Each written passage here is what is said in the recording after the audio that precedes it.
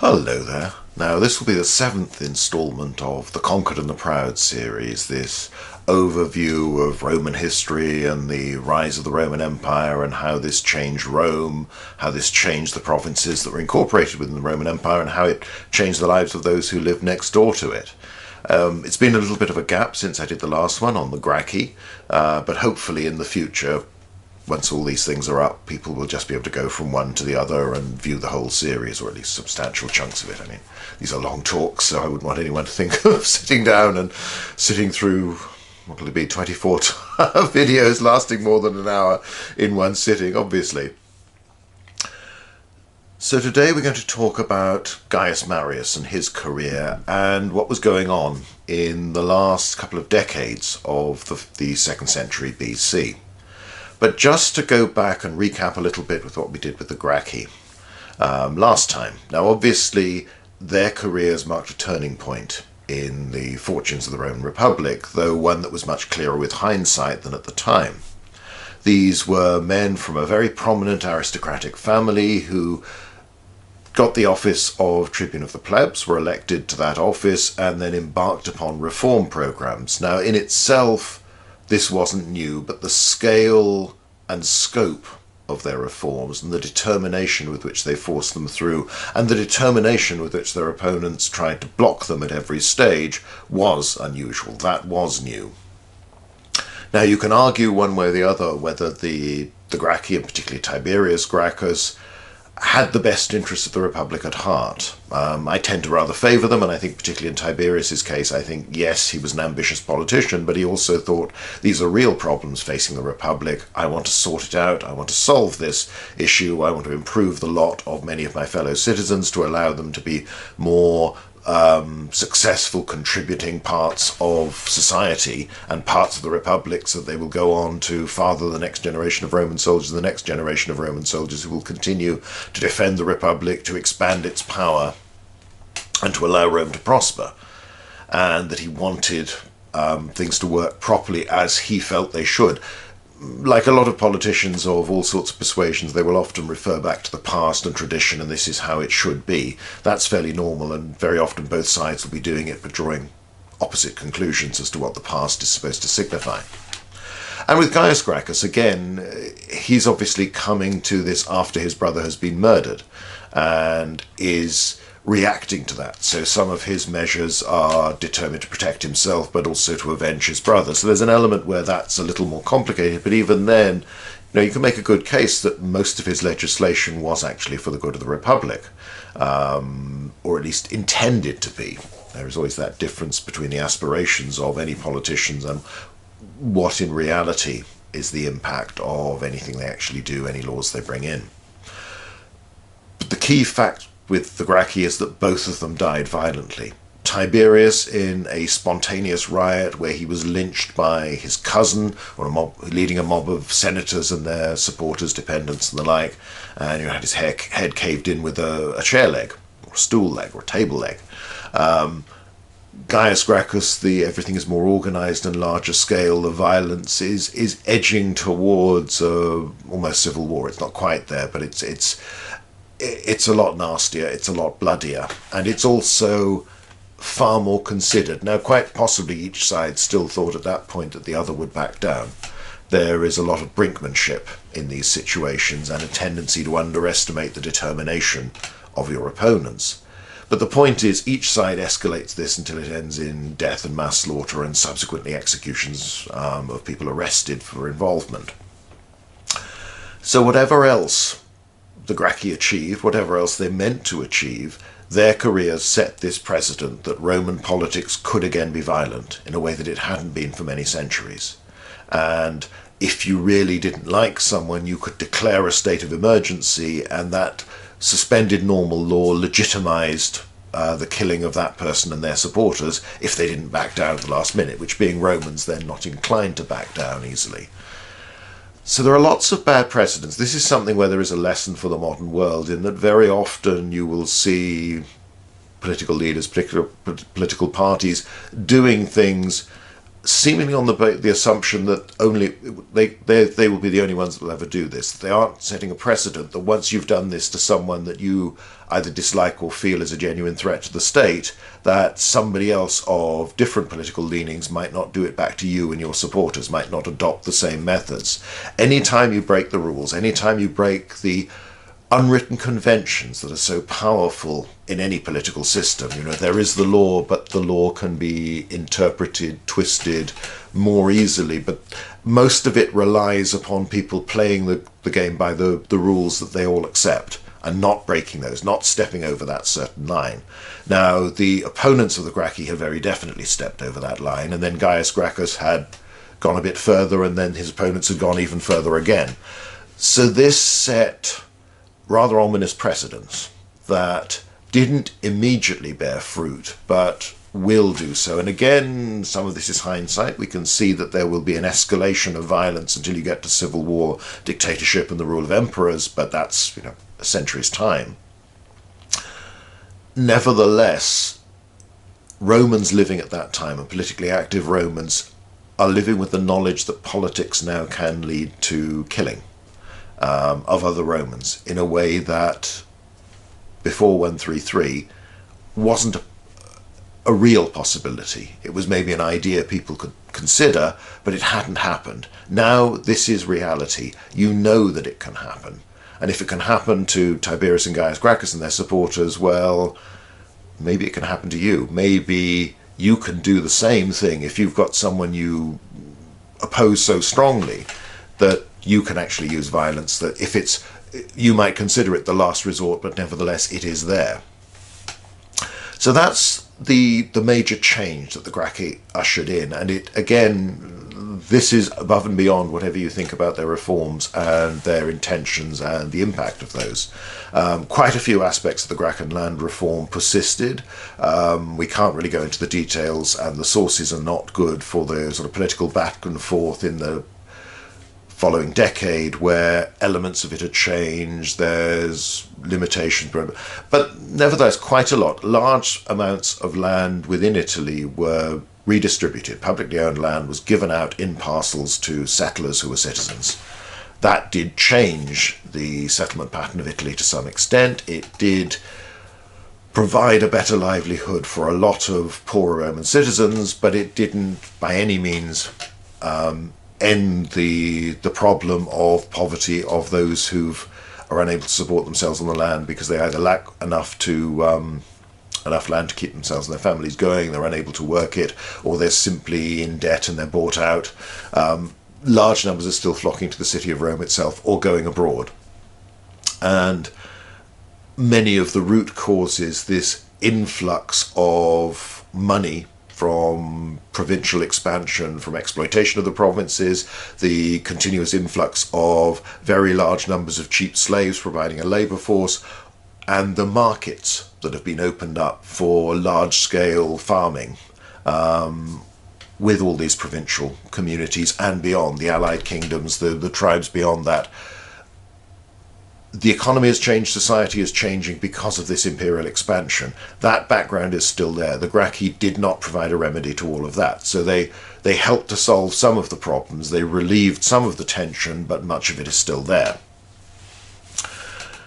So let's move on into barely a decade after the killing of Caius Gracchus and his supporters, and look at an incident in North Africa, or a series of incidents, what would become known as the Jugurthine War, which was recorded by the historian Sallust, one of Julius Caesar's men, who then gets discredited and stripped of office and decides to write history in a rather jaundiced but appealingly cynical way in many respects, and much of his works have not survived. There are only fragments of his history which covered the wider period, but we have the Catilinarian conspiracy and the Jugurthine War, his two main extant works in the modern world, and they give us a different light onto Roman politics and our understanding of it, which otherwise will become increasingly dominated by the works of Cicero,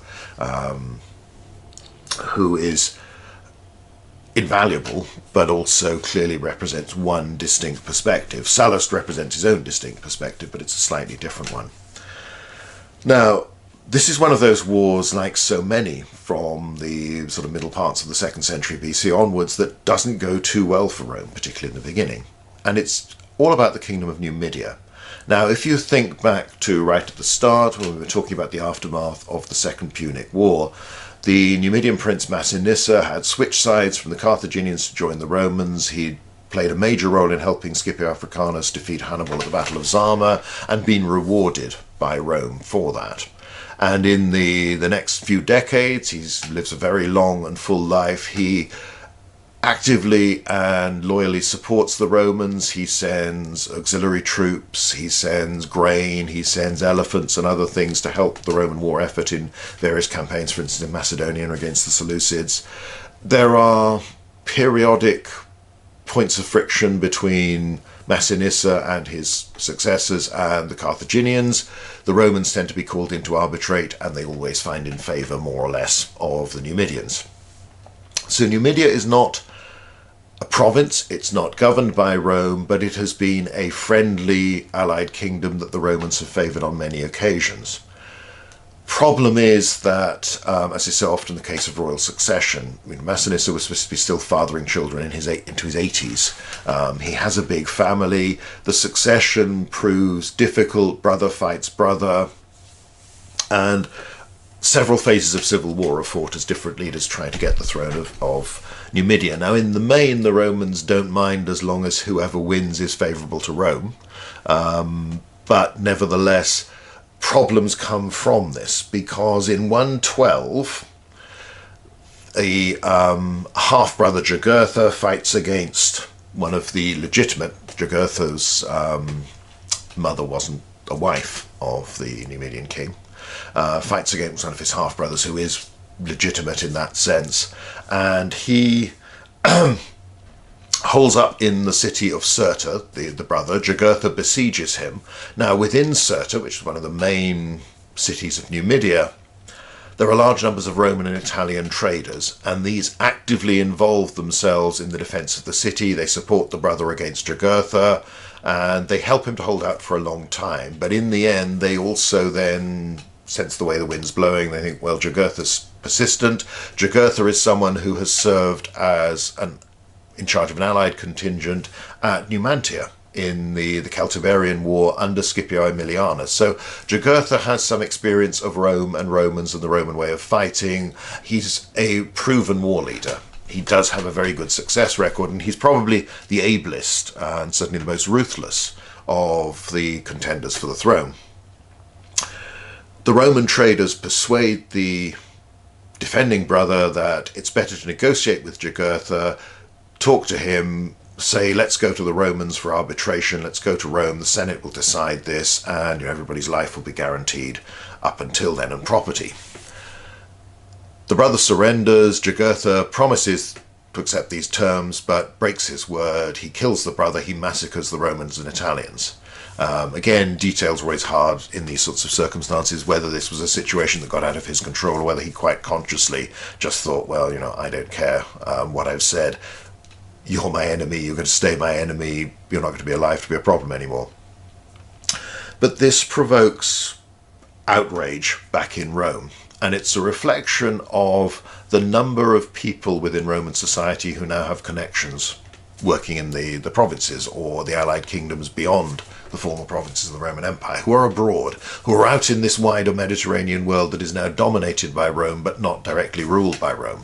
And some of it is a sense of humiliation. The Romans and Italians, our fellow citizens, have been massacred by some barbarian prince who's broken his word. This was treachery. It's not simply that he's killed them, but he promised them their lives and then he kills them.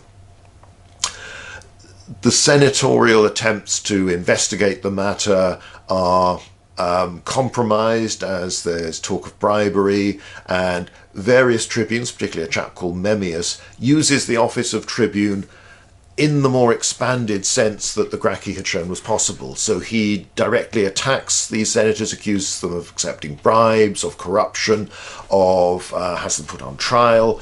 There's a lot of pressure. This is a major political issue, and it's a reflection not simply of some senators are probably concerned by this, but this is particularly reflected within members of the equestrian order. Now remember, the equestrians are the social class below the Senate, and they are, whereas the senators are barred from owning ships above a certain size and are not supposed to be involved directly in trade, they do it indirectly instead. The equestrians openly do this. They are the leaders of the publicani, the companies that take on the public contracts to supply the Roman army, to collect taxes in Roman provinces. They have dealings, again, around the Mediterranean, and they are one of the groups, or at least many of their members, because the equestrian order isn't a simple uniform class.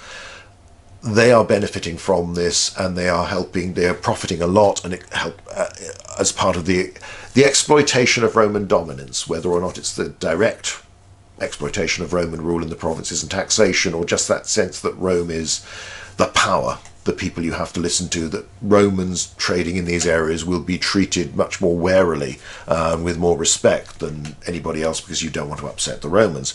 But here someone has come and massacred a load of Roman traders, because that's what most of them are likely to be, or the people who work for them, and just feels they can get away with it. So the Senate is forced to declare war on Jugurtha in 111. The massacres happened in 112. By 111, they put together an army. There's a truce then. Jugurtha thinks, okay, maybe I better be a bit more careful. And he comes to Rome for the Senate to decide what to do, whether or not to recognize him. If not, who should be king of Numidia. But he then very blatantly bribes lots of senators. A cousin of his, a chap called Massiva, who is a potential rival, obviously, because he's from the royal family, and again, a legitimate heir rather than Jugurtha's more questionable claim, because he's the legitimate son, and gets away with it. Jugurtha is able to leave. The Senate enough of them have taken his gold that nothing is done. He is not prosecuted, he is not stopped, he's not arrested, and he is allowed to go back to Numidia more or less as the approved heir to the throne. He hasn't got full recognition at this point, and there is still a Roman army in Numidia, but it's not really prosecuting the war with any great urgency or with any great skill. It's supposed to have been Jugurtha's comment that Rome was a city up for sale and likely to be destroyed if it ever finds a buyer. The dishonesty, the corruption, the willingness to accept bribes of Roman senators this period is so blatant that even the man who's paying for them despises them. That's the attitude. Now, obviously, with quotes like that, you can never be quite sure whether it's true or invented, or whether it's simply felt to be this is the sort of thing he should have said. But it gives an idea of the heated political context at this time. A lot of Romans are getting very upset by this, and there are plenty of them that are upset because their financial interests are being damaged, but there are plenty of others who just see, look, this is not how the Republic's supposed to work. Perhaps we are doomed. If we're as corrupt as this, all politicians are inclined to talk about morality and how their opponents are flawed and they are not. The Roman context is particularly true. Remember, this is not a system of parties and candidates standing for office on the basis of specific agendas, as a rule, or policies even. It's all about, I am the right man. You can trust me with power because I am a respectable, decent, honest, capable Roman, and my family record will show that that's how you can expect me to behave. I'll be good as well, and Rome will prosper because I am the right sort of good person to be in charge. I have virtus, I have these qualities of courage, of ability, of moral strength, that I will do the best thing for the state. All of that's being called into question where people are so blatantly doing the wrong thing out of self-interest. They are profiting from things that are bad for Rome. So this heated debate with more and more tribunes playing a role in this, criticizing people. And remember, these tribunes are senators. They are people who are taking up these causes because they feel strongly. So again, we should never at any time talk of the Senate as one united, homogeneous group, all of whom are doing these things. There are some senators, enough of them to really worry people, who appear to be blatantly corrupt and not interested in the welfare of the Republic at all. Now, obviously, this is how their opponents are describing them, but there is perceived to be enough truth in this that plenty of people are thinking the same thing. Now, in 110, Spurius Postumius Albinus sent out their consul, campaigns, but doesn't really achieve very much against Jugurtha. Jugurtha's good at fighting. One of the problems that would be the case all the way through this war is that it's very hard for the Romans to find a fixed point at which to strike. The Numidian tradition is very much the tradition of raid, of skirmish, of harassing, of wearing the enemy down. Fighting cleverly, in a sense, rather than just direct bludgeon work, face-to-face, head-to-head. Now, they do have cities, they do have towns, but they're often quite difficult to reach because of their position, and then to supply an army to besiege them, and they're quite well fortified and defended. And the Roman army is not yet showing the skill at siegecraft that would become more common in later generations. It still has to learn as it goes along. But there's clearly a lack of determined leadership at the top, and then Postumius Albinus returns to Rome, and he leaves his brother in charge of the winter camp. Now then a real scandal develops where more bribery, money comes to play a part again. The army is bribed, and supposedly, according to Sallust, he starts spreading money around, and it's the tribunes, it's the centurions, it's that level. He's not just bribing senators anymore. He's bribing most of the officers, and then launches a sudden night attack on Postumius's camp, and the army panics. Very rarely in Rome's history is a camp stormed by a surprise attack, a marching camp, a temporary camp, but this time it happens, partly because large numbers of legionaries, an entire cohort of Ligurian auxiliaries, and some Thracian cavalry desert to the enemy en masse. So they've already been persuaded to leave. And the whole thing is an absolute shambles. And the senior centurion, the primus pilus, according to Sallust, of the 3rd Legion, allows the enemy in through a section of fortifications he's supposed to be guarding. Now, again, is that corruption or a bad decision where you're thinking, things are going really badly, maybe they're not, maybe there'll be less trouble if we just let them in and they steal a few things and then go away again. This is an absolutely humiliating disaster for Roman arms, and it strikes deeply. Again, we're inclined perhaps as historians to be cynical, but the striking story of the Roman Republic and of most city-states within the ancient world is the level of commitment, the strong sense of patriotism, of identity that citizens share, or at least a large proportion, a big majority of them. It is humiliating when your army gets beaten, and you'll get uproar in modern countries as well, even when there's that less direct link. In the ancient world, it's particularly strong. This is humiliating. This is not how things should be. This is embarrassing for every Roman. And the thought that Romans have been treacherously taking money from the enemy, and then they're betraying their comrades, they're betraying the camp for money, for profit, out of fear, whatever it might be. All of this strikes at the very heart of the Romans' sense of their own identity, of the Romans as the best state in the world. We are citizens of Rome. We deserve to dominate because we are more than the equal of anybody else out there in the world. And in the same way that senators consider themselves to be greater than any king or queen they meet. I'm a Roman senator. That puts me on a higher level already. But all of that depends upon the fact that Romans win wars. They win battles. They win enough battles to win the war, and that they don't run away. Even when they lose, they don't admit defeat. They do what Varro had done after Cannae and say, well, I'm not going to negotiate with you, and just start reforming the army to fight again next time. They don't just cave in. There isn't this absolute humiliation of rout, panic, treachery, desertion. All of these things. So this ramps up the scandal even more. And you end up with direct criticism, large numbers of voices raised saying, what the heck is the Senate playing out? What the heck are the consuls playing out? We've got to do things properly. So this then means that the war is finally taken more seriously. And in 109, the consul Quintus Caecilius Metellus is sent against Jugurtha. Now, there's a lot of Metelli around at this time. He's one of 4 brothers. There are another pair of siblings around as well, all of whom get to be consul within 12 years or so. Just seems to be the Metelli are breeding like rabbits at this time, and they reach adulthood, and the family is well enough connected to the various branches of it to get people into public life and success. Metellus does appear to do a decent job. He trains the army hard, restores discipline. He's something of a martinet. There's this tradition you get, particularly for a certain style of Roman commander, who is very tough, punishes the slightest infraction of the rules severely, regardless of who commits it, and doesn't play favourites. Trains the army hard, drills them hard, reinforces them to some extent, and then starts to lead them with more success. His campaign is better organised, it's more determined, it's more how a Roman army should behave on campaign. More aggressive, more determined, not making mistakes, at least in the main. And with him is a chap called Marius, one of his legati.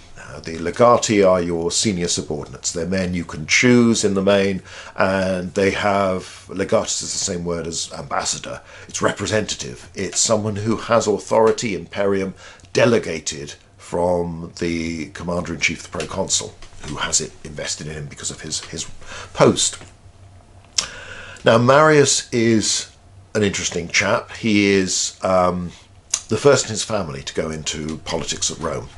He's from Arpinum, it's a small Italian town. There is a tendency in the ancient sources to emphasise the sort of rags to riches element of any story of a man who is a new man, a novus homo, like Marius. Or some of the later 3rd century AD emperors, they're depicted as from peasant stock. Marius's family, his parents are supposed to work the fields with their own hands, this sort of thing.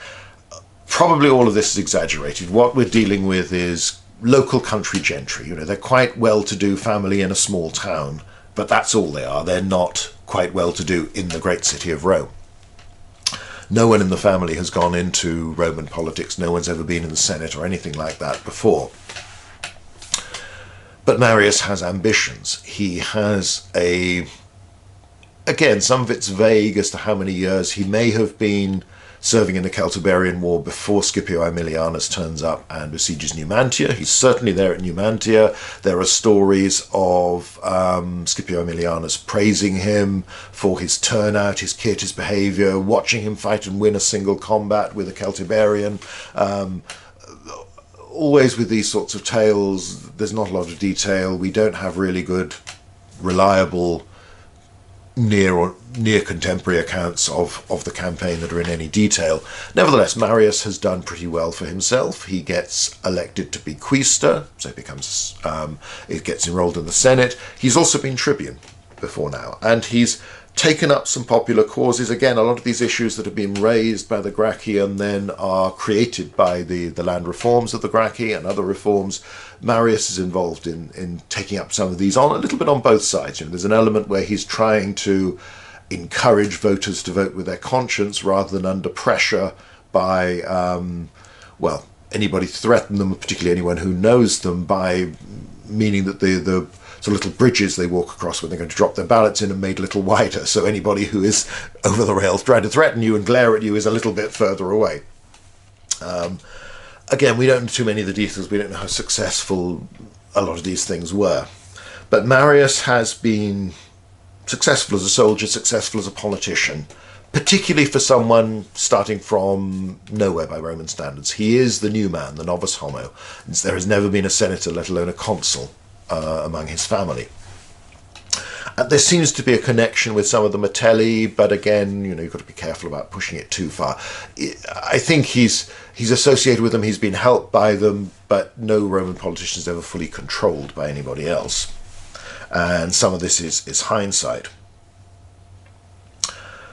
Now he starts to get greater ambitions because he's been praetor as well, so he's now more than of the age, but also he's got the ambition to be consul.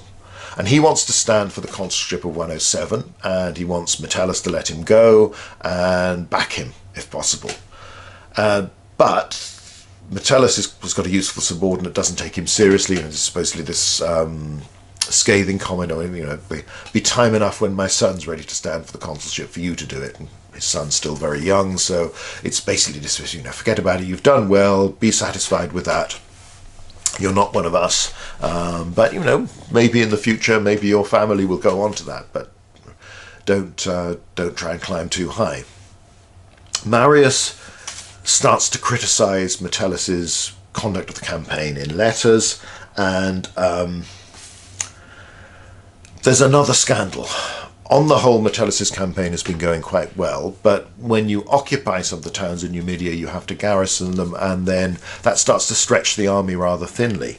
Now, at a town called Varga, there's a sudden rebellion of the populace, loyal to Jugurtha, perhaps treated badly by the Roman garrison, but the Romans are massacred, with the exception of the commander, a certain Titus Turplius Silanus. He's spared. Now, the town's retaken, but Marius wants Silanus to be prosecuted, to be investigated for negligence, perhaps for treachery. And again, it's this implication, can we trust these Roman aristocrats? This reflects badly on Metellus, who obviously appointed the man, and he's a friend of the Metelli. He's one of the people that, as a patron, Metellus has advanced this man's career. Now it's gone badly, and there's always that danger with a system of patronage that pervades the ancient world, particularly the Greco-Roman world and the Roman Empire. You can only, you can recommend a proportion of idiots or the lazy or the less than capable. You've got to have a reasonable number of people who are good enough to do the job so that your recommendations are still listened to, but you can always slip in a few who are simply there because, that's my cousin's nephew and his neighbour and they're lovely people and, they mean very well, the boy will try hard, all this sort of thing. Eventually, because of this and in this scandal, Metellus allows Marius to return to Rome. And Marius campaigns very much trying to make his apparent weaknesses his strengths. So he doesn't have the family connections. The name Caius Marius, the family name, is not known. He's only got those two names. He is simply Caius Marius. He doesn't have the full trianomina, which there are some aristocratic families like that, but it's rarer. You haven't had to know which branch of the Marius family this is, because who's heard of the Marius family in the first place? So he starts to campaign, and according to later sources, his speeches, which may or may not have been preserved accurately, were all about my own talent. I'm not an aristocrat who's inherited my position, my status, my reputation. I've earned everything I've got for myself because I'm good. Vote for me. Sallust presents a version of one of the speeches Marius gave as part of his election campaign. And, it's probably, again, you never know with an ancient speech, does this reflect what the author felt the person ought to have said? Sallust models himself very consciously on Thucydides, who made this very clear. That was his method. However, he says this: now compare me, fellow citizens, a new man, a novus homo, with those arrogant nobles. What they know only from hearsay or reading, I have seen with my own eyes or done with my own hands. What they have learned from books, I have actually done during my military service. Work it out for yourself whether words or deeds are worth more. They hold my humble origin in contempt. I scorn their worthlessness. I am reproached for the chance of birth, they for their infamous conduct. Personally, I believe that all men have one nature, and that the bravest are the best born. And if now the fathers of Albinus or Bestia were asked whether they would prefer to have me or those men as their offspring, what do you reckon they'd reply, if not that they wish to have the best children? If they, the nobiles, justly look down on me, then let them also despise their own ancestors, whose nobility began with courage, as did my own.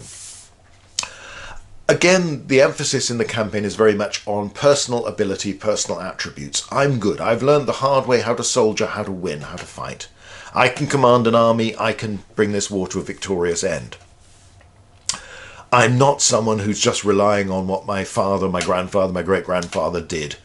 You know me. You don't know my family, but you know me. Look at me. This is what I can do. So it's an emphasis on personality, on character, rather than policy as such, although obviously there is a clear element of, I want to go to Numidia, I want to take over the command from Metellus, and I will win this war for you. This war that has included so many humiliations for the Roman people and damaged the reputation of the Roman state, the Roman Republic, our commonwealth, the res publica, the public thing, the thing to which we all belong.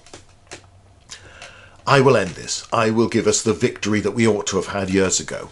So there's an element of that, but it is very much a personality-based thing. Vote for me because I'm good. He wins. He becomes elected consul for 107, which again, given the way voting works in the Roman system, think back to our earlier talks on the Comitia Centuriata, which is where consuls are elected, and it favours the better off. So this means that there are probably quite a few senators who think, yeah, actually, we might need this man now. We need somebody good. But there are certainly lots of equestrians and other quite well-off citizens. Now, again, they may see Marius as one of their own, men who are gentry from local Italian towns who've bothered to go to Rome to vote might think, well, yeah, let's have one of us. Let's have a good, practical, sensible man who knows what he's doing, who's got where he's got on merit. But the details of any election are obscure. We don't quite know. But Marius wins, and he wins clearly. He is then given the command in Africa by a law passed by a tribune. So a tribune goes to the popular assembly and says, this is the proposal for the Roman people that Caius Marius will take commanding in the war against Jugurtha. Normally provinces are allocated by the Senate, so this is not giving the Senate a chance either to choose not to send Marius there, to extend Metellus's command. So it's making things certain, and again this comes back to how the Gracchi had used the popular assembly in a much broader way than tribunes had by convention used it in the past. It's becomes ominous because we know what's going to happen later on, and this will foreshadow the big commands given to people like Pompey and Julius Caesar and others in later generations. Nevertheless, this is really where it's going. Now, the Romans have bent the rules before to send Scipio Aemilianus to Carthage not too long ago in the Third Punic War. That had more popular support, though again it was bending the rules. So it's like a lot of these things, it's a little step in another direction. In and of itself, it doesn't mean that all the things that are going to happen are bound to happen, but it makes them more possible, more likely. Now, Marius is given the command. He's still widely disliked. There are substantial numbers of senators who don't like what he's been saying, because after all he's been going around insulting them and saying, look, these people have got reputation but no talent, and they're as bent as a corkscrew. But also there will be some who support him, but in a Senate of 300 or so people, there are plenty of people who don't want to see Marius get too distinguished. They want to give other people an idea that you can simply go around being talented and end up rising to the top when you don't have the proper background. So a lot of people will be bothered by him. He clearly also has a rather abrasive manner, so some may just not like him. There's a little bit of politicking around and trying to get him to make unpopular decisions, the question of whether or not he's going to take a new army out to Numidia, and instead he doesn't. What he does is just takes volunteers, so probably a couple of thousand, relatively small numbers, perhaps an allied contingents as well. And he appeals for volunteers, and it's noted by the sources that he recruits from among the Capiticensi, the head count, the class of people that aren't registered with any real property. All the census bothers to list their numbers because they, as I say, they don't have anything. Now, by tradition, by the system, you're not obliged to perform military service unless you have certain property qualification that allowed you to provide your own equipment. So the tradition of the army, we'll come back to this in a minute, is that these Roman soldiers are people of at least some property. Marius includes, we don't know, hundreds, perhaps 1,000 or so, perhaps a bit more, of men who are from outside that group, who would not normally be required to perform military service and obliged to do it. The proletaires is another name for them. So it's the urban poor. And this has then, along with other things that have become associated with Marius, has been seen as a major turning point in the development of the Roman army, and particularly the Roman state. And you will find lots of books, particularly older ones, will talk about the Marian Reform and how the Roman army changes. And this, in essence, is the viewpoint which we'll consider, because a lot of it doesn't really work that clearly. So traditionally it's like, just this moment, Marius changes everything, and you've gone from a militia army where soldiers serve because they're obliged to, because they possess property and it's out of their duty to the state, to an army of career soldiers, of professional soldiers. And they are highly trained once they go into the army. They're not coming ready-made from society and their family that's taught them how to use a sword and throw a javelin and all this sort of thing. Around this time, the techniques of weapons training employed and developed by the gladiatorial schools are adopted within at least some Roman legions. Now, this is actually done by a chap called Rutilius Rufus, who is a contemporary of Marius, but a political opponent of his. And he does this a few years later, after Numidia, after this campaign is going on, for an army that Marius will then take over. As we'll come on and see later on. But people have rolled it all together. Legionaries from this time carry their own equipment. And the expression Marius mules, they're laden down like beasts of burden with all this equipment, takes on. But of course, Plutarch also tells another tradition that Scipio Aemilianus is supposed to have inspected the camp, and Marius's equipment was pristine, in marvellous condition, ready for active service, obviously of practical use, as was his mule with all the equipment on that, and therefore anything good was like one of Marius's mules. So even the Romans had different traditions as to the expression. But then this is extended to the idea these are professional soldiers who rely upon their pay for their livelihood because they don't have a farm to go back to, they don't have property. And therefore, after they're discharged, they want to make the army a career, but eventually they'll leave. They look to, either they re-enlist or they'd go back to poverty, so instead they look to their commanders to start to give them grants of land, give them farms, to set themselves up. So an army career is a pathway to a better life for you and your family. And then the view is that, well, the Senate doesn't really want to accept that this change has occurred because armies shouldn't be like that, so they should still serve out of patriotism. They're not willing to accept responsibility on the state's behalf for these new volunteers who are poor, and that then generals will come on and they'll gain popularity by promising their men, well, I'll get you farms and I'll get you land at the end of this war if you fight well. Increasing the bond between the commander and the soldier, that again will lead to the civil wars that we with hindsight know are going to happen in the 1st century BC. They become private armies rather than armies of the state. They need land, they want a farm, and they're loyal to the commander rather than the Senatus Populesque Romanorum.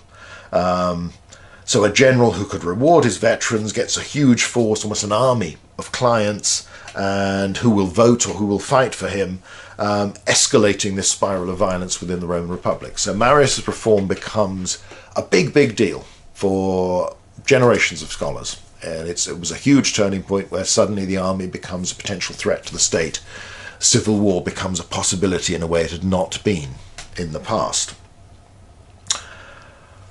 Problem with all of this is that like a lot of great theories in ancient history, it comes from taking little bits of evidence that don't necessarily join up, but forcing them all into one place as if they're all pieces of the same jigsaw, not being too scrupulous as to how reliable any of these snippets may be, broadening their import from being about this particular incident, this moment, this month, this campaign, and extending them generally, so that now once Marius does this, everybody does this, and there's no more property classes and traditional recruitment. Everything is simply anyone turns up and you take anybody, and they need land afterwards because they're all poor.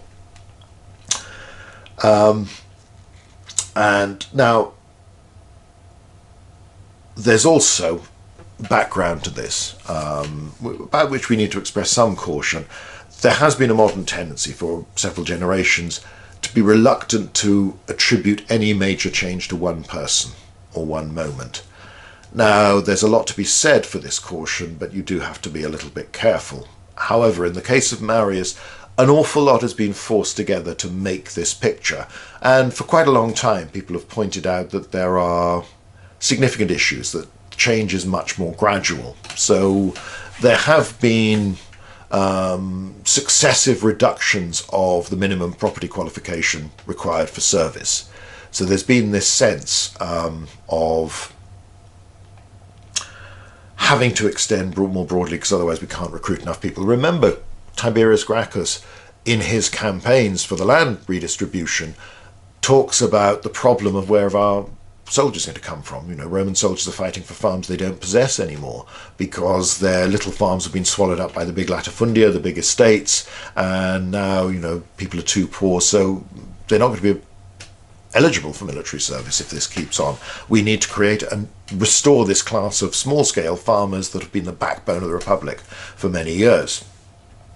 People also point back earlier, if you go to the Third Macedonian War, sorry, not the yeah, where are we? And there's a speech in Livy that is attributed to a chap called Spurius Ligustinus. And it's all about, there are protests when people are enrolled as to what responsibilities they're being given, what rank they're being given. And this is, some people say, well, this is the description of a career soldier, a professional soldier, long before Marius. So this is Livy's version of it. Citizens of Rome, I am Spurius Ligustinus of the tribe of Crustumina, and I come of Sabine stock. My father left me half an acre, that's 1 jugrum of land, and the little hut in which I was born and bred, and I am still living there today. Now this would be a farm that is too small to make you eligible for service in the legions. As soon as I came of age, my father gave me his brother's daughter to wife, who brought nothing with her, save her free birth and her chastity, together with a fertility which would be enough even for a wealthy home. We have 6 sons and 2 daughters, both already married. 4 of my sons have taken the toga of manhood. 2 still wear the purple stripe. Again, this is very much an idealized portrait of the perfect Roman rustic family. You know, they're hard-working, they toil, they don't have much, but they make the best of it, and they are very prolific. You know, there are lots of them. They do what Romans, by the time Livy's writing in the age of Augustus, particularly the aristocracy, are struggling to do. They're actually having stable families and producing children. Anyway, he goes on, I joined the army in the consulship of Publius Sulpicius and Gaius Aurelius. I served 2 years in the ranks in the army which was taken across to Macedonia in the campaign against King Philip. In the 3rd year, Quinctius Flaminus promoted me for my bravery centurion of the 10th maniple of Hastati.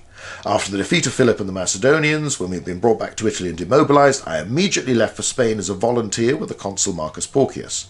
Of all living generals, none have been a clearer observer and judge of bravery than he is, as is well known from those who through long military service have had experience of him and other commanders. That's Marcus Porcius Cato, Cato the Elder.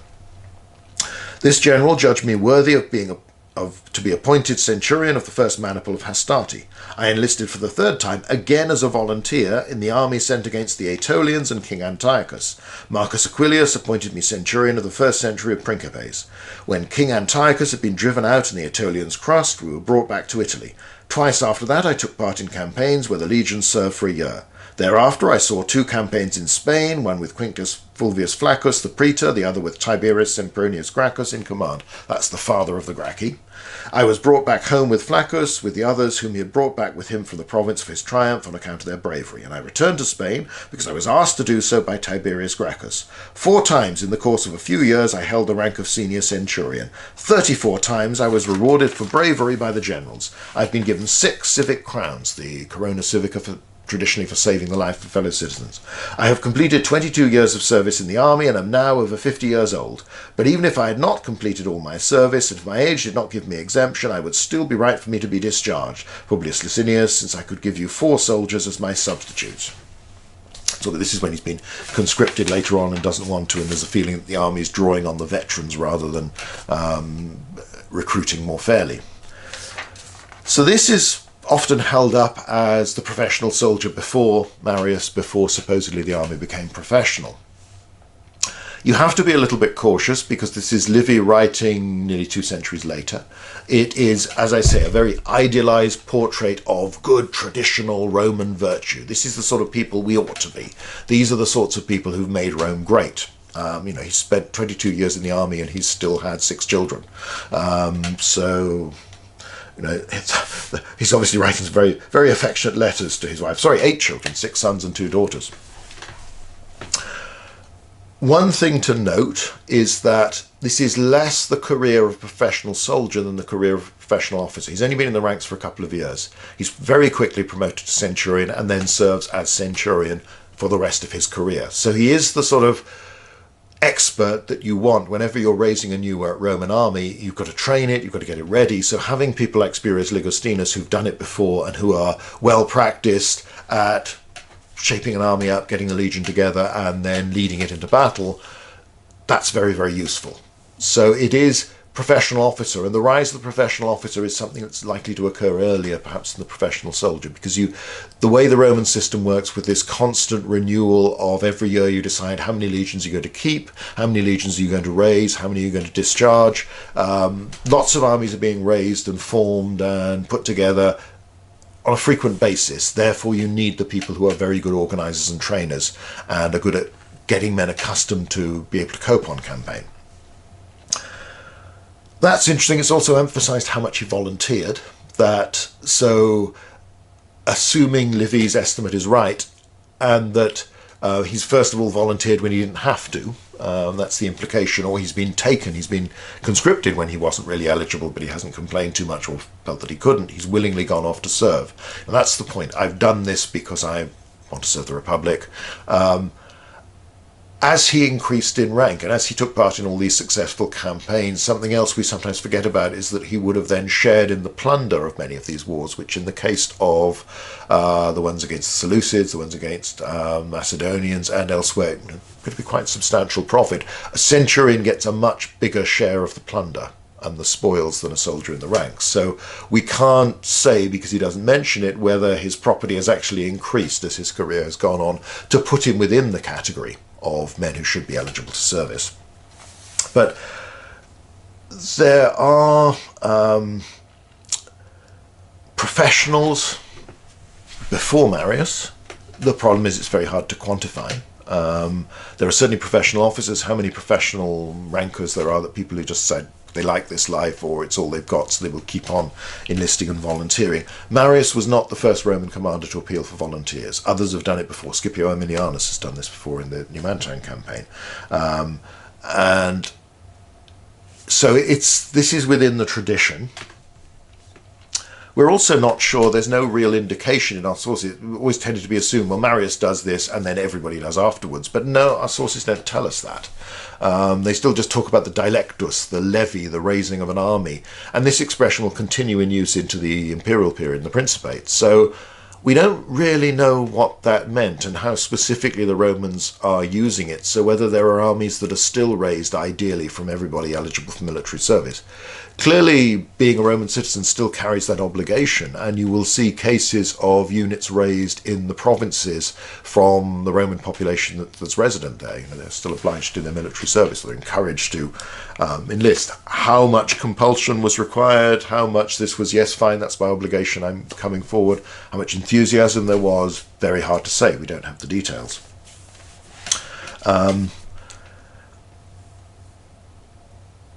Again, Ligustinus is an officer, so that's a little bit different. And certainly by the 1st century BC, there were an awful lot of long-serving officers around that seemed to go from one army to another.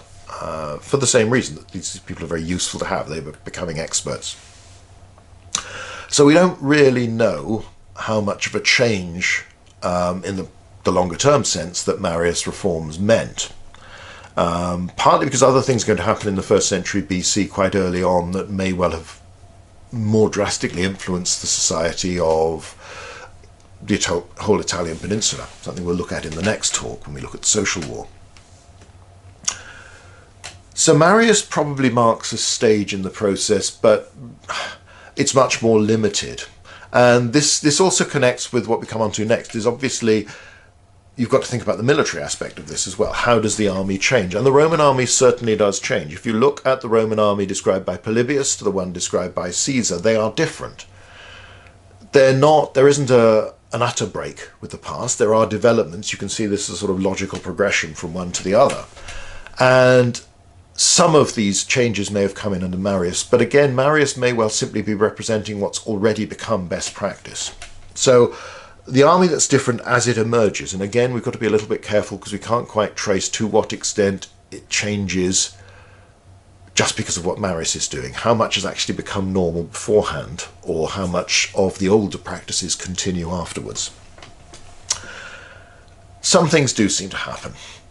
Within certainly a generation of Marius, there's no real evidence for the equites, the Roman citizen cavalry, being recruited from the equestrian order, this prosperous class below the Senate, being sent as a unit with every legion. There's not much sign. Caesar doesn't suggest there are any citizen cavalry around. Officers commanding cavalry units who are citizens, but not rank and file. Equestrian order doesn't seem to be doing any of that. It's too prosperous, really. They're expecting more when they do serve in the army.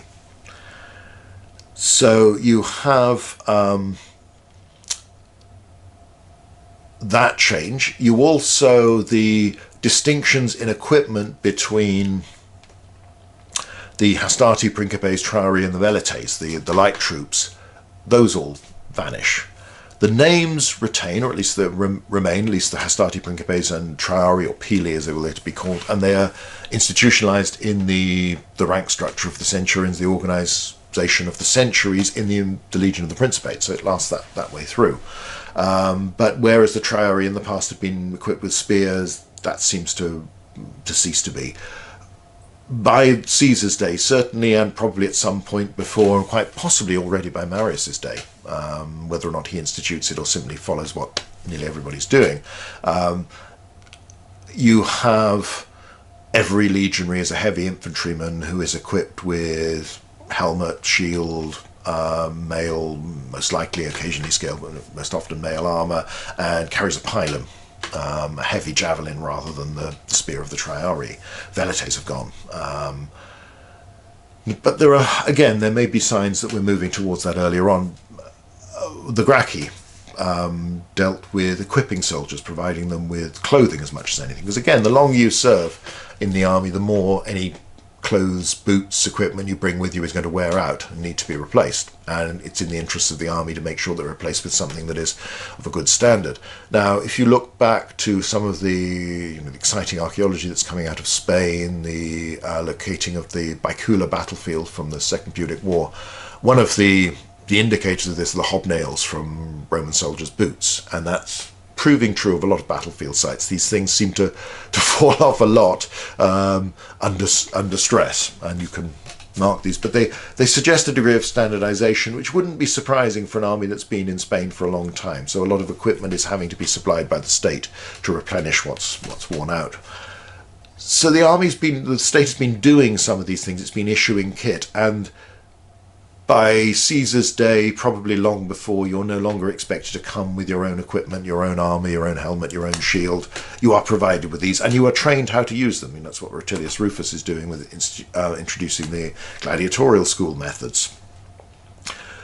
So there is a picture of a different army, that people are not coming as the completed deal that only needs some training as a unit, as a group to be turned into a Vision Legion.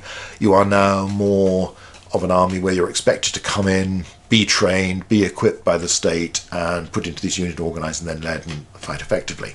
But you're still doing this because you're a citizen. The legions are still recruited from citizens. For the moment, there are still the ally of Latin and Italian allies that serve alongside them. Another big change is the adoption of the cohort. Instead of the maniple, a unit of 120 to 160 men, 2 centuries together under one senior centurion commanding them, that has been the basic tactical unit of the Polybian Legion, at least in massed battles. You now have the cohort. The cohort consists of 3 of these. So it's, in theory and on paper, 480 men or so. And that is the basic tactical unit. So instead of issuing orders to 30 individual maniple commanders, now the commander of a legion has to issue orders to 10 cohort commanders. Again, presumably the senior centurion. But that's another complicated issue, and people have all sorts of views on that. But again, Polybius talks about the cohort a couple of times in the context of campaigns in Spain as existing back in the Second Punic War. So a lot of these ideas are ones that have been around for a long time, and there is a reflection that the cohort is a more flexible thing, and it allows you to fight at a different level of operations. It's easier to detach one cohort with one commander than 3 maniples with 3 different commanders and let them sort it out for themselves. That this was needed more in places like Spain, where you're fighting big battles sometimes, but you're also fighting smaller battles against smaller communities. You're dealing with raids, you're mounting your own raids, this sort of thing. So a lot of these things, a lot of this may well represent the ideas that have been developing in the Roman army, techniques that have been used. And that Marius, being a successful, experienced soldier, thinks, oh, well, this is a good thing, but he probably isn't the first person to do these things, and it isn't necessarily universal after he's come along.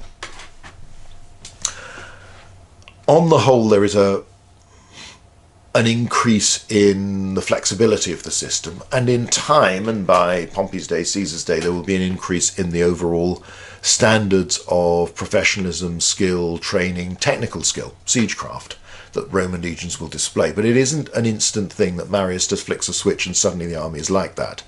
And you can see from some of the instances occurring in this period that there's lots that's going wrong.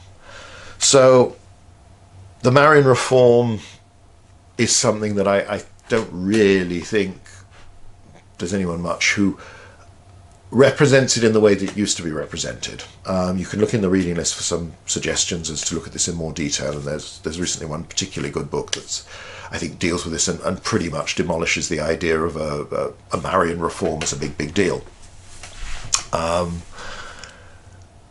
Doesn't mean he isn't marking a stage in this process. It doesn't mean that some of the ideas that we've associated with Marius are not things that are developing in the Roman army, because they clearly are. And there are changes going on. It's just we can't really track them, and it's wrong to attribute them simply to Marius. So that's the Marian Reform, and at other times I'm sure we'll do talks on the army in this period and in Caesar's day and how it develops. But for the moment, for this more of an overview, let's get back to Marius. He's been appointed by this law passed by a tribune to take over the command from Metellus in the war against Jugurtha. Obviously Metellus is none too pleased, unsurprisingly, as he felt he was starting to turn the tide. When Marius arrives in North Africa, he doesn't really do anything profoundly different to Metellus in the way he fights the war. And that's probably a sign that actually Metellus, does know what he's doing and has been reasonably capable. And nor does he switch things around instantly.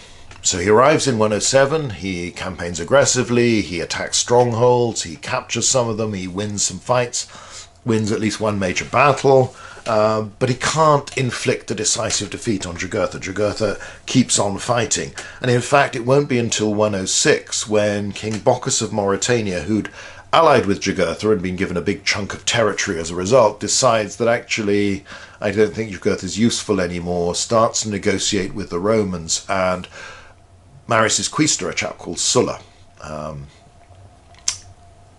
oversees these dealings with Bocchus, and they manage to... Bocchus arranges for the betrayal of Jugurtha, who is captured, who is taken to Rome, and will subsequently be strangled in the culmination of the triumph. So the war is won, but not by straightforward military means. It's won by Marius and one of his subordinates exploiting an opportunity that comes along politically. Now that's well within the Roman standards of how to end a war successfully, but it's a little bit frustrating from Marius's point of view, because Sulla will increasingly, as any Roman politician would, make great play of the fact, well, I was the man who captured Jugurtha. I need the credit goes to me, not to, to Marius a bit, but really to me, because I'm the man who did it. So that will be a source of friction between the two, which again is something we'll talk about when we come on to the next topic, that will have big implications in the future. But in the meantime, something more threatening to the Romans has occurred, and also a revival of these humiliations, though in a slightly different circumstances, because a threat has developed to Italy itself.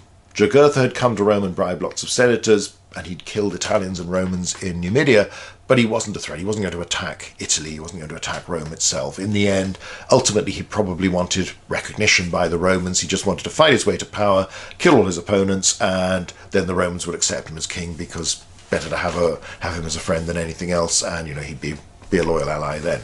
He's not really done anything contrary to Rome's interests, unless it was in his personal interest to achieve that. So that's probably his ambition, but it fails. However, there have been developments from the migration of tribes to the north, and this has developed over a period of several years. In 113 BC, a group of probably largely Germanic peoples, the main tribes mentioned the Cimbri and the Teutones, but there are others with them, and they've drifted through Noricum, which is not a Roman province, but has communities there that are allied to the Romans. And it seems to be a migration in search for land. It's migrations and population movements are something that archaeologists struggle to understand fully in an Iron Age context because the evidence is so difficult to follow, and you don't quite know the numbers. There are sort of almost fashions where at times, particularly the traditional view was to accept the ancient sources to the letter, and simply large numbers of people move around and conquer, colonize other areas, replace the existing people, or turn them into a sort of serf-slave community. And the reason why you had these old stories of the sort of successive waves of immigrants coming to Britain, conquering territory, changing the pottery styles, the settlement pattern, this sort of thing, the material culture. It's not as neat as that when you start looking. That was a useful way of explaining the evidence, but it doesn't work so terribly well. On the other hand, there was a reverse where suddenly for a while nobody moved around at all. And all these stories of migrations were just the imagination of Greco-Roman scholars, authors, simply made up, didn't happen. Maybe the few war bands with leaders moved around and took over, but basically speaking, most people stayed where they were. That's obviously too extreme, and again, more recent patterns of large-scale migration in Europe, on the American border and elsewhere, show that large numbers of people do sometimes move around. This isn't just the imagination of some scholars, and it can change a population fundamentally. So I think now most people are willing to accept that there is truth in at least some of these to a large extent. It's just that we don't really understand. The numbers we get are probably exaggerated for the vast hordes that are on the move. And we don't quite know. The Cimbri and Teutones seem to sort of wander around quite a bit, and we're not quite sure what they're looking for and how much there are movements, but there are different groups within them that appear at various points and are assumed to be everybody. There is some evidence for the sort of oppidum culture of these settled towns that you see in Gaul in particular. Iron Age communities that are quite well developed, that have industrial areas, that seem organised, seem quite prosperous, seem to be trading with each other over long distances. Some of these seem to fall out of use and perhaps meet violent ends late 2nd century BC, early 1st century BC, some of which may be tied to some of these movements like the Cimbri Teutones or later the Suebi, but it's not something you can link easily. But anyway, 113, a group of them appears in Noricum. Now, it's not a Roman province, but it borders on Illyricum and the Alps, and it's got allies there. Consul Gnaeus Papirius Carbo is there in Illyricum, and he advanced against the Teutones. There are negotiations. The tribesmen send ambassadors. They say, sorry, we didn't know you. These people were friends of yours. We weren't trying to provoke anything with Rome. We don't want a conflict with you. Carbo pretends to negotiate and then launches a surprise attack on them. It's one of those cases where the Roman commander on the spot can see an opportunity. This is one of those triumph hunting moments, at least it's depicted in the meagre sources that we talked about back in the discussions on imperialism, and particularly imperialism in the West. The idea that Roman commanders, Roman consuls just desperately want success, glory, profits, all of these things, and therefore exploit any opportunity or make opportunities. There is some suggestion this is what's going on there, that this didn't need to happen. You could compare it perhaps to Caesar and the Helvetii later on, which also means that it's something that probably could have been presented as Caesar does, as something that actually is in the interest of the Roman people, because, look, our allies have been attacked. People aren't respecting us because they're not treating our allies well. Nevertheless, he attacks, but makes a pig's breakfast of it. The Teutones are far more ferocious and better prepared than he expected, and the Romans suffer a serious defeat with heavy casualties. And this is the first of a succession of defeats, mainly inflicted by the Cimbrian Teutones, but also by some other groups, including Helvetii, Tigurini, people like that, who also seem to be disturbed times. There are groups, whether it's through overpopulation, whether it's through civil wars, disputes within these communities, whether it's simply an eagerness to seize better land. Something is going on.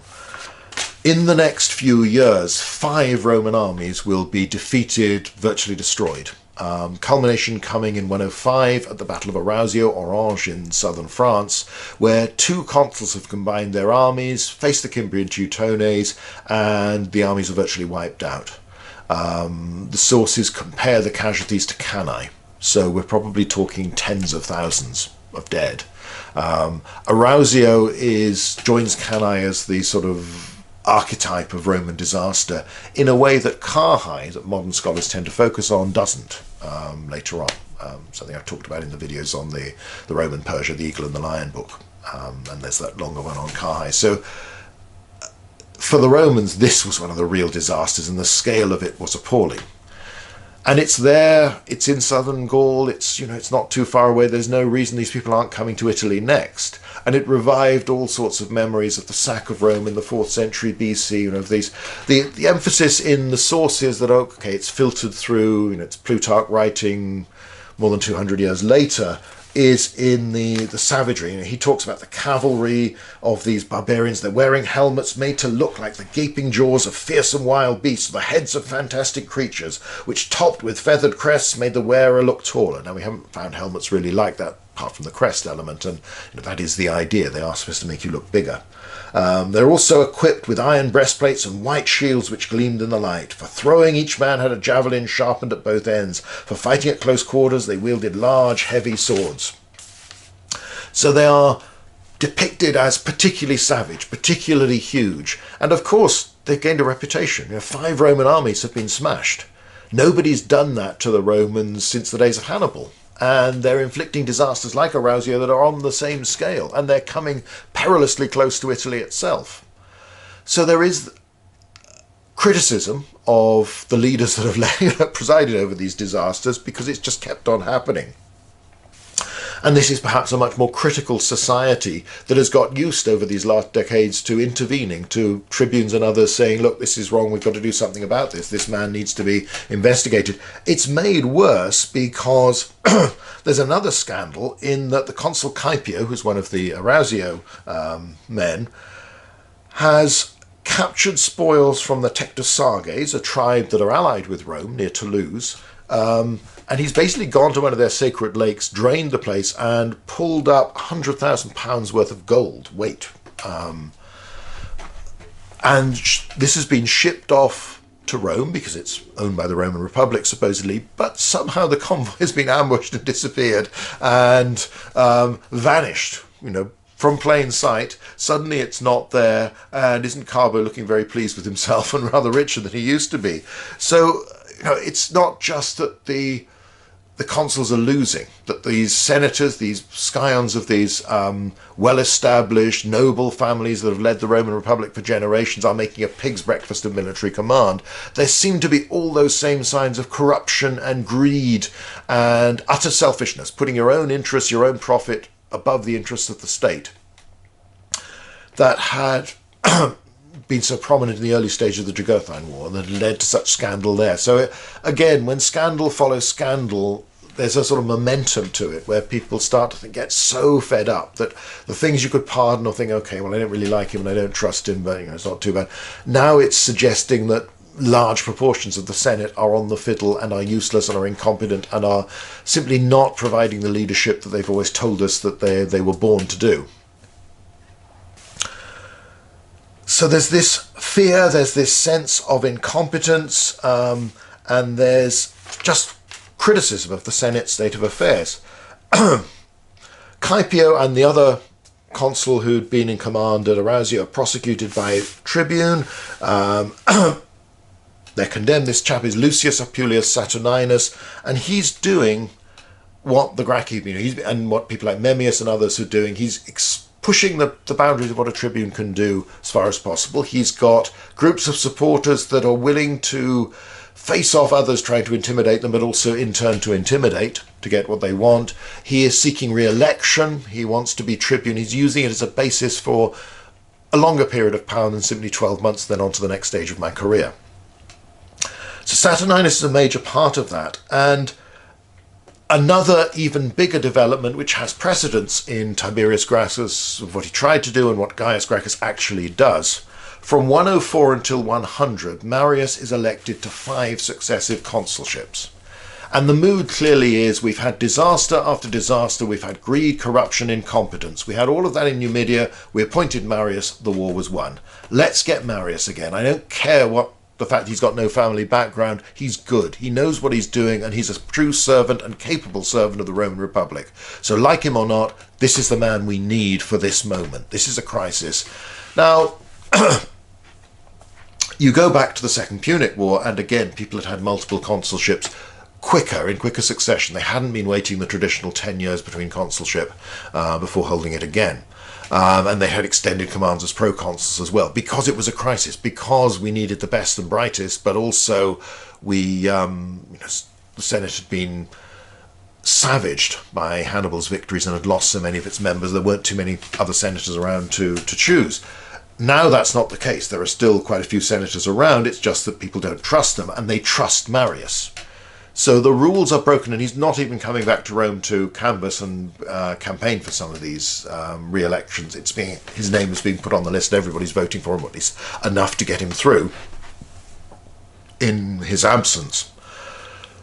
Now, you can understand this is a crisis. We need to deal with this.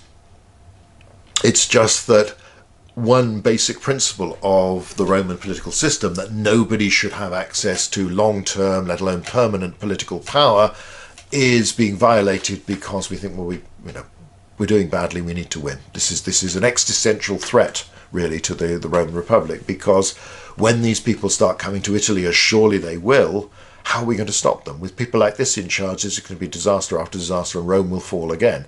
It's going to be woe to the defeated, vae victis, just as it had been back in the 4th century BC. We need someone to save us. We need Marius. We need the man, the best general we've got around, the man who's proven himself. So Marius takes command of the army, or one of the main armies that will be sent to meet, first of all, in southern Gaul, and then in northern Italy to deal with the Cimbrian Teutones.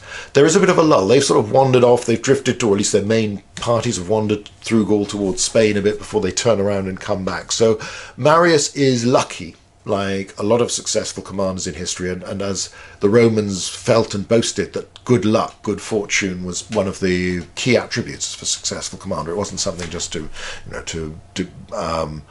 dismiss as, oh, well, that's not as important as talent. Luck mattered, but then you need the talent to make best use of it. Marius trains his army very well. He tries to inspire them, because obviously you're dealing with people. It's rather like you could think of the British Indian armies and other Western armies in the early stages of the war against Japan, where they have become overawed, and you'll have the disaster, the surrender at Singapore, where a larger, numerically larger Allied force, admittedly they weren't all combat troops, surrenders to a smaller Japanese army, largely to the amazement of the Japanese. They're surprised they've got away with it, but they've been bold, they've been aggressive, they've been capable, and the British have made mistake after mistake. You're in that mood. It's quite hard to get out of a losing habit. And you'll see it in many aspects of life. I mean, you can see it in sports teams as well, that they get used to just giving up because they're not really expecting to win. And you're more likely to succeed if you've got that belief. So Marius spends time, like any good Roman commander, as Metellus had done when he took over the army in Numidia, restoring discipline, restoring order. Marius's style is different to that of Metellus. And Plutarch, gives him this write-up that it's a lot of it is to do by leading by example. There's nothing a Roman soldier enjoys more than the sight of his commanding officer openly eating the same bread as him, or lying on a plain straw mattress, or lending a hand to dig a ditch or raise a palisade. What they admire in a leader is the willingness to share the danger and the hardship, rather than the ability to win them honour and wealth. And they are more fond of officers who are prepared to make efforts alongside them than they are of those who let them take things easy. And, you have the story of Marius executes a tribune, an officer who tried to seduce and then had assaulted one of the soldiers under his command. And when the soldier is initially, obviously, he kills him with his sword and is initially going to be executed, till he tells his story and says, no, he was trying to force his attentions on me, he was trying to rape me, basically. Then I defended myself, my personal honour, and Marius rewards him with the corona civica. Again, stories like this may well be invented, may well accrue around these successful commanders, but there is a sense, this is not the draconian discipline of Metellus, but it is still tight discipline, so that even in this case, it's about, okay, the soldier has done the right thing, he's defended his personal honour, I need you all to do that, I need you all to be just as determined. He also sets them working. They dig a canal at one point to keep them busy and occupied. But in the first battle that's largely against the Teutones, Marius is quite cautious in his approach, but also it's mentioned that he takes his place in the front rank. And presumably, though it's not made clear by Plutarch, does something the Roman commander doesn't regularly do and actually fights sword in hand rather than directing the battle from close up. So it's proving to the men that they can win, and they do win. They do defeat the Teutones. They are massacred in the pursuit that's afterwards, and one large part of the migrating tribes is destroyed in 102, and then in 101, the next year, in Italy itself, in combination with the consul Catulus, there are two Roman consular armies together, the Cimbri and the other main remnants, the other main force, that's still a very substantial force, are defeated in battle. Now, in that case, Catulus and Sulla, who's serving as one of his legati by this time, try and claim all the credit, and there is the tradition that they did the bulk of the fighting. Perhaps they did. There's also talk of this being a very dusty battle fought on a very dusty plain, so it was quite hard to see what was going on. Nevertheless, the main thing is the people have got what they wanted. They put Marius in charge, and he has ended this northern menace. The barbarians are defeated, and they're not coming back anytime soon. And there are large numbers massacred. There are lots of slaves for sale, but there's also talk of mass suicides by barbarians, of women killing their menfolk and then killing themselves, and this sort of thing, because they were ashamed at defeat and wouldn't face slavery, would not accept that. There aren't good military descriptions of these campaigns of the sort we would like, which is a major problem when everybody comes to talk about, going back to the Marian Reform thing, as just what these armies are like. Whether or not Marius should have the bulk of the credit for this second victory or not, he'd played a major part in the war, and he'd done what voters had asked of him. He's been sent there, and the war has been won. So Marius returns the popular hero and to triumph, but there is also credit, and Roman politicians being Roman politicians, everybody's scrambling to say that, well, I did all the good things and it was really me, with some degrees of truth. Now in 100, after he's come back, Marius becomes associated with Saturninus, even though Marius is still consul, because Saturninus is the means by which Marius hopes to get farmland for many of his troops. Now, there's been a connection before when he's got land for some of the veterans of the Numidian campaign and the war there from that army. And they are looking to land in Africa. And again, this leads back to Gaius Gracchus. Tiberius Gracchus was just talking about Age Publicus in Italy and redistributing that. Gaius Gracchus does that as well, but also wants to set up this colony of Carthage, a new Roman city on the site of the destroyed Carthaginian capital, giving land and farms in fertile North Africa to Roman citizens who will go on to be more and more valuable members of the Republic. This is now becoming more normal, and there may also be a sense that you've basically taken up all the land that was available in Italy. The public land that is suitable for redistribution, or it is fair to redistribute, has already been redistributed. Therefore, let's start to look to the provinces. There's also some in Achaia, in Greece, that starts to be settled around about this time. Now, we don't know the numbers involved with the veterans at this stage, or the numbers that Marius is hoping for in 100. The problem is, in these last few years, politics has got more and more violent. Saturninus has been a major player in this, but others have met his intimidation with equal amounts of intimidation and riot and violence. There have been at least one assassination of a politician.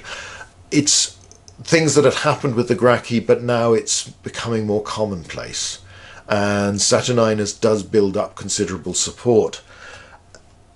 There's then the murder of Memmius, next tribune, and finally this is when Marius breaks with Saturninus. So having seen him as a useful tool to his own ends of getting land for his veterans that will, he feels they deserve, but also means that it will help his, these potential voters, though ones that he settles in North Africa or further afield.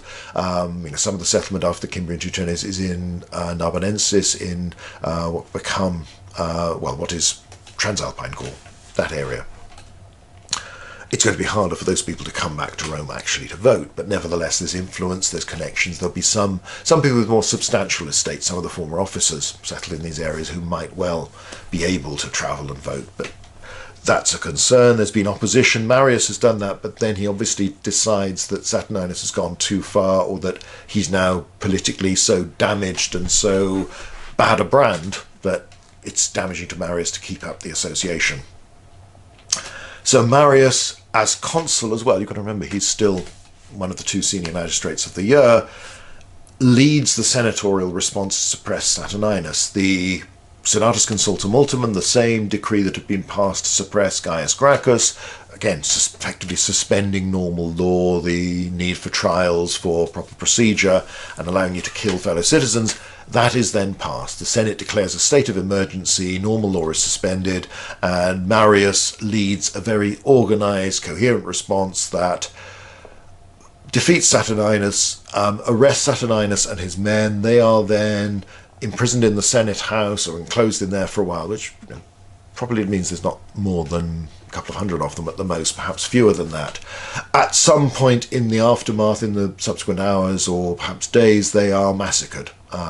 Quite how varies depending on the source, but doesn't really matter. So again, if they felt that they'd surrendered, being promised their lives, they don't get that, and they're killed. So it's an escalation, and that's where we'll end for today. It's that sense of the precedents that are being set. Whilst you can see with the Gracchi that there are good reasons for doing what they're doing, and whilst you can see with Marius that there are, perhaps less so in the case of the war against Jugurtha, where Metellus seems to be doing a good job, but then Marius does win, and then afterwards go with proven record to appoint him to lead you against the Cimbrian Teutones, break the normal rules because this is an emergency and things are just too dangerous for you to allow politics to proceed as normal and let another few corrupt incompetents take over and lead to another disaster and more loss of life, of precious citizen lives, and a threat to the existence of the Res Publica itself. So again, there's reasons for all of these things, but in the background is this escalation of violence, of intimidation, of tribunes now routinely interesting themselves and wanting to intervene on all sorts of issues to do with foreign policy, with provincial appointments, with ownership of land, redistribution, attacking and criticising senior senators, magistrates, former consuls. Things that the Gracchi have started become more common, become more routine, and the mood is much tenser. And it is much more violent, and violence is becoming more common. There is more of it building up to the eventual suppression of Saturninus and in his career. He is a far more aggressive, disruptive presence and influence than either of the Gracchi had been. But of course it's arguable that he couldn't have done what he did unless the Gracchi had done what they did first. But also unless the Senate had responded in that way first. Because again, one of the very bad signs and the very bad precedents is this use of the SCU, the Senatus Consultum Ultimum, this suspension of normal law and normal rules, because you've decided there's an emergency, so therefore we've got to do absolutely anything to make sure that the state comes to no harm. How often, how do you define when something becomes an emergency? Could you have dealt with Saturninus more traditionally, through the normal mechanisms? Does it become too easy? And there's one of the other issues is that many of the points that have been raised by the Gracchi were good, legitimate arguments. You could make a good case that this was for the good of the Republic. Some of the actions of Saturninus and the other tribunes like Memmius around the time, you could also make the same case for. But people oppose them bitterly. There are groups within the Senate, there are influential men who don't like what these people are doing, but also the way they're doing it, and are willing to go to any lengths to block them. And that tends to mean that you're at loggerheads far more easily. There aren't compromises, there aren't the political solutions to some of this. And it's coming from both sides. You can't just say, well, these radical tribunes are just getting out of hand and they're causing all the trouble. They are doing things that are causing lots of trouble, but the response to them, if people had been more willing to say, okay, actually, this is a reasonable issue, let's let this law be passed, let's deal with it in the first place. One of the most damaging things to happen to the Republic in these years was the incompetence and corruption that is clearly there of many senior men. The willingness to take bribes, the willingness to be persuaded to do things for Jugurtha, the incompetence of the leaders and the greed of people like Caius and, stealing the gold from Tolosa and all that sort of thing. It makes it much harder for a population, at least part of which is taking a very active interest in what's going on publicly and feels that they have commercial interest but also a sense of pride in the Republic.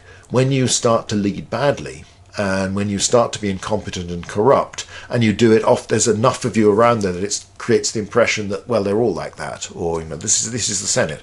The Senate is now useless, the Senate is now corrupt. People tend to get angry and they will turn to alternatives, and if the simple and the traditional ones are blocked, then they'll turn to ever more radical ones to try and deal with this, because deep down the vast majority don't want a republic that runs that way. And the selfishness of these individual senators who are corrupt and are incompetent and have that sense of entitlement that because I come from the right family, I deserve to do this and it doesn't matter, whatever I do, other people are worse than me. That is a very bad thing. So there are major changes going on within the Roman Republic and attitudes of citizens to the state. People like the Gracchi, people like Marius, people like Saturninus are focus points. They draw attention, they are part of this, and they tend to increase the tension through what they do and what they represent. But they are part of this wider picture of wider problems, and that's something we'll return to next time when we're going to look at the early 1st century BC, the social war, the Great Rebellion of Rome's allies, and the rise of Sulla and the first civil war in 88 BC and the ones that follow on, and the breakdown of the Republican system from the point of view that up until now you've had political violence, but suddenly you're actually getting full-scale civil war with armies fighting each other, with Rome being stormed, occupied, with massacres of your opponents. That's, you can see the progression from Tiberius Gracchus having his head stoved in by a mob led by angry rivals and relatives within the Senate, to severed heads being stuck on the speaker's platform in the forum, death lists being posted in the forum, all of this sort of thing. We've got to try and look at it in a bit more detail and try and understand just what's going on. But that's the next stage. So for the moment, that was Caius Marius. Next time we'll be looking at the social war and the first civil wars. Right, bye for now.